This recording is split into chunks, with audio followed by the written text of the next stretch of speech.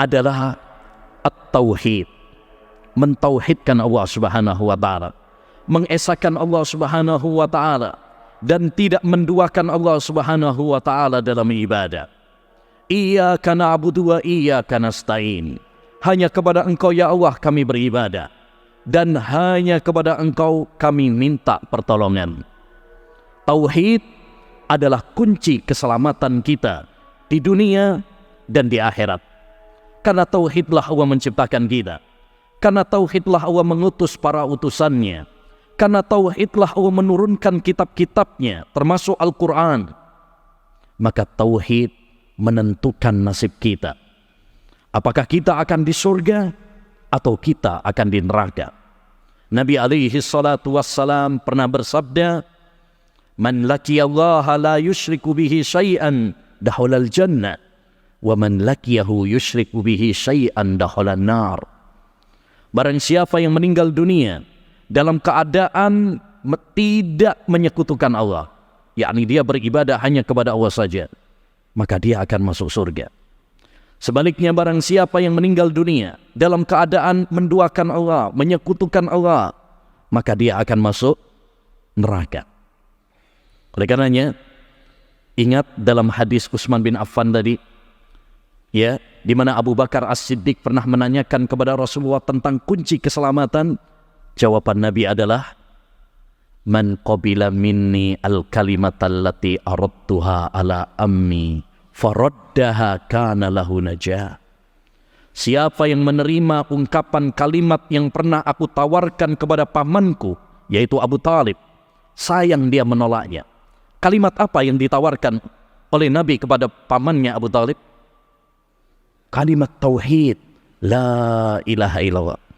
Di mana di detik-detik sebelum Abu Talib meninggal dunia, Nabi SAW bersemangat untuk mendakwahinya, mengajaknya, menggandengnya menuju surga Allah Subhanahu wa taala, menawarkan kepadanya, "Ya ammi qul la ilaha illallah, kalimah uhaju laka biha indallah." Wahai paman, katakan la ilaha illallah, sebuah kalimat yang bisa aku jadikan sebagai alasan untuk membelamu di akhirat kelak. Tapi sayang, Abu Talib lebih mempertahankan agamanya, agama nenek moyangnya, ya, sehingga dia tidak mau mengucapkan syahadat la ilaha illallah. Kata Nabi, siapa yang menerima kalimat tersebut, kana lahu najah, itu akan menjadi kunci keselamatannya di akhirat. Maka tauhid, ma'asyiral muslimin, penting untuk kita tanamkan dalam diri kita. Perlu kita rawat sampai akhir nafas kita. Bagaimana caranya? Setidaknya 3 hal penting yang perlu kita lakukan agar Allah Subhanahu wa taala mengokohkan kita di atas tauhid. Yang pertama, perbanyak doa kepada Allah Subhanahu wa taala supaya kita dikuatkan di atas tauhid, supaya kita diberi ketegaran di atas tauhid, supaya kita dimatikan oleh Allah di atas tauhid. Jika Nabi Ibrahim alaihissalam, bapaknya ahli tauhid, dia berdoa kepada Allah Subhanahu wa taala, "Wajnubni wa baniya an na'budal asnam." Ya Allah, hindarkan aku dan anak keturunanku dari menyembah berhala. Kalau itu Nabi Ibrahim yang sangat kuat tauhidnya, tetap khawatir dari kesyirikan, lantas bagaimana dengan kita? Yang kedua, terus menuntut ilmu, mempelajari tauhid, tidak pernah berhenti sampai akhir hidup kita. Allah berfirman dalam surat Muhammad ayat 19, "Fa'lam annahu la ilaha illallah wastaghfir li dzambik." Ketahuilah bahwasanya tidak ada sesembahan yang berhak diibadahi kecuali hanya Allah saja. Maka terus belajar tauhid, belajar akidah, jangan pernah jemu, jangan pernah bosan sampai Allah Subhanahu wa taala menghentikan nafas kita. Wa'bud rabbaka hatta ya'tiyakal yaqin. Beribadalah kepada Rabbmu sampai kematian menjemputmu. Surat Al-Hijr ayat 99.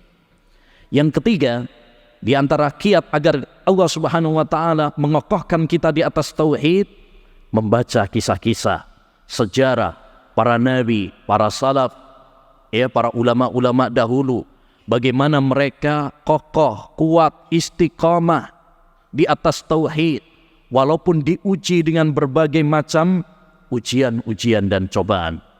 Lihat Khabbab ibn al-Arat, seorang sahabat Nabi sallallahu alaihi wasallam yang disetrika punggungnya, tapi beliau tetap tegar di atas Islam.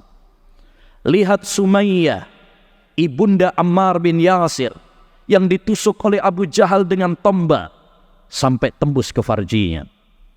Lihat Bilal yang dijemur, dipanaskan di padang pasir dengan baju besi, tapi beliau tetap tegar di atas Islam. Lihat Imam Ahmad bin Hanbal yang dipenjara, dicambuk, mempertahankan akidah. Lihat Imam Malik rahimahullahu ta'ala, beliau sampai dicabut kuku-kukunya, disiksa, tapi beliau tetap bertahan di atas akidah yang mulia.